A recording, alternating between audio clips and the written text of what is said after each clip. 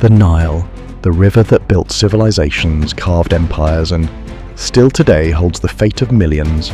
Egypt's Gamal Abdel Nasser once declared, "If Egypt is to perish, it will only be because the Nile stops flowing." 60 years later, that fear has returned, because Ethiopia has built a dam that could reshape Africa's future. This is the story of the Grand Ethiopian Renaissance Dam, from dream to deadlock to destiny. In the 1950s, President Gamal Abdel Nasser built the Aswan High Dam, a feat of engineering that electrified Egypt and symbolized Arab pride. But Aswan rested on a controversial foundation, the 1959 Nile Waters Agreement. It awarded Egypt 55.5 billion cubic meters of Nile water, Sudan 18.5 billion, and left zero share for Ethiopia or the other upstream nations. For Egypt, the treaty secured its lifeline. For Ethiopia, it was an injustice. Despite being the source of more than 80% of the Nile's waters, Addis Ababa had no legal right to use it. That legacy of exclusion set the stage for a clash that would resurface half a century later. By 2011, Ethiopia's Prime Minister Meles Zenawi was ready to rewrite history. That April, he announced the construction of the Grand Ethiopian Renaissance Dam, a hydroelectric giant designed to generate 6,000 megawatts of power. At the time, 75 million Ethiopians had no electricity. GERD promised to double the nation's energy capacity, power industries, and even export electricity across Africa. But the timing was explosive. The Arab Spring had toppled Hosni Mubarak in Egypt.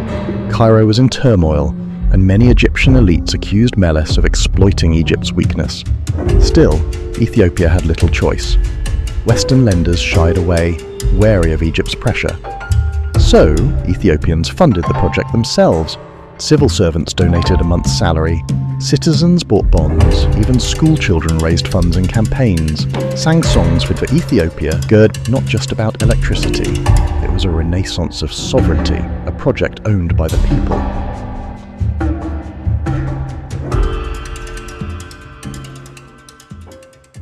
Egypt saw GERD existential threat.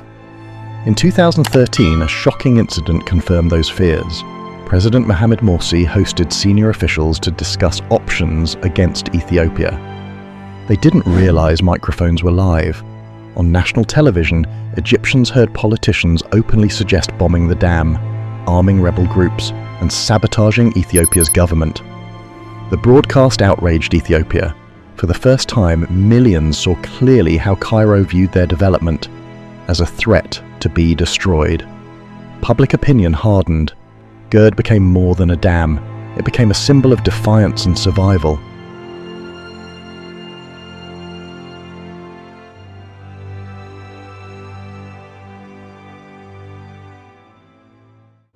Diplomacy followed.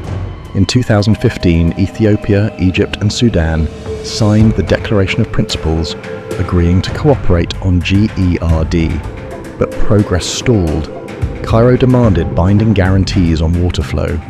Addis insisted on sovereign control. Talks collapsed repeatedly, even after US and World Bank mediation. By 2020, Ethiopia walked out of Washington talks, accusing the US of siding with Egypt. Then came a bombshell. In October 2020, President Donald Trump casually told reporters Egypt could end up blowing up the dam. Dangerous situation, because Egypt is not going to be able to live that way, and they'll end up blowing up the dam. And I said it, and I say it loud and clear. For Ethiopians, it was confirmation of their worst fears. The world underestimated just how far Cairo might go. Still, Ethiopia pressed ahead, filling the reservoir unilaterally. Cairo saw defiance. Addis called it independence in action.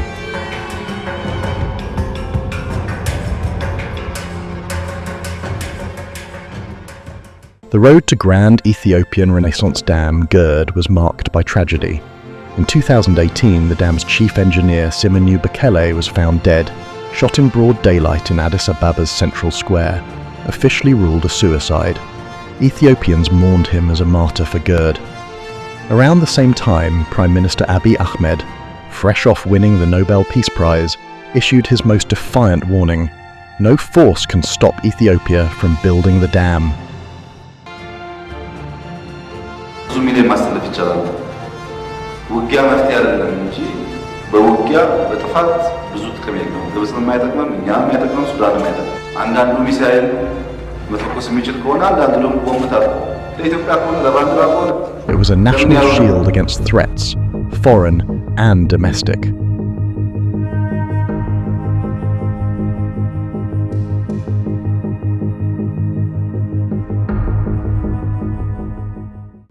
At the heart of the crisis lies a fundamental question: who owns the Blue Nile?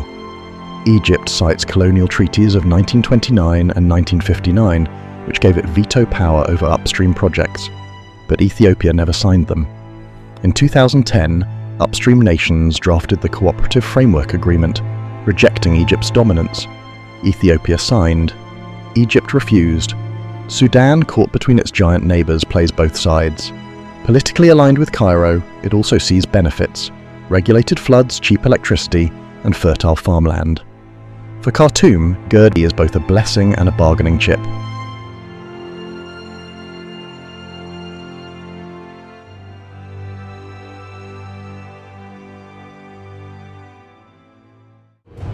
The fiercest dispute is how fast Ethiopia fills the reservoir. In September 2023, Ethiopia announced it had successfully completed the fourth and final filling of GERD reservoir. Prime Minister Abiy Ahmed declared proudly, "It is with great pleasure that I announce the successful completion of the Renaissance Dam's filling. We face challenges, internal and external pressures, but together, with God, we have reached this stage."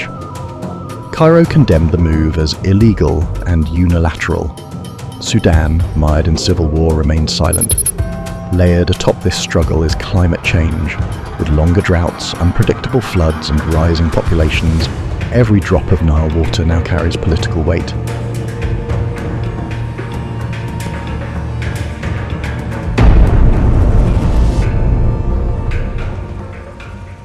In September 2025, as Ethiopia prepared to officially inaugurate its $4.2 billion mega-project, the GERD, diplomatic tensions peaked once again. In Cairo, the Arab League foreign ministers convened for their 164th session, declaring the dam a matter of Arab national security. Their final communiqué urged a legally binding agreement on the filling and operation of the GERD, rejecting Ethiopia's unilateral control over the Nile as a violation of international law and the 2015 Declaration of Principles. The Council warned that Ethiopia's actions pose serious threats to the water security of Egypt and Sudan, pledging to keep the GERD issue permanently on their agenda. Egypt's President Abdel Fattah el-Sisi echoed the alarm, describing the dam as an existential threat. Sisi warned, "Anyone who thinks Egypt will turn a blind eye to its water rights is mistaken. We will take all measures under international law to safeguard our people's lifeline, Ethiopia." Meanwhile, brushed aside these warnings, GERD will not harm downstream countries and will instead bring stability and shared benefits. For Addis, the dam is a gift to generations.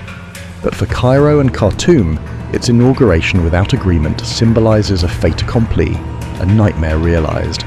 And so, as the turbines prepare to roar, the region stands at a crossroads: cooperation or confrontation,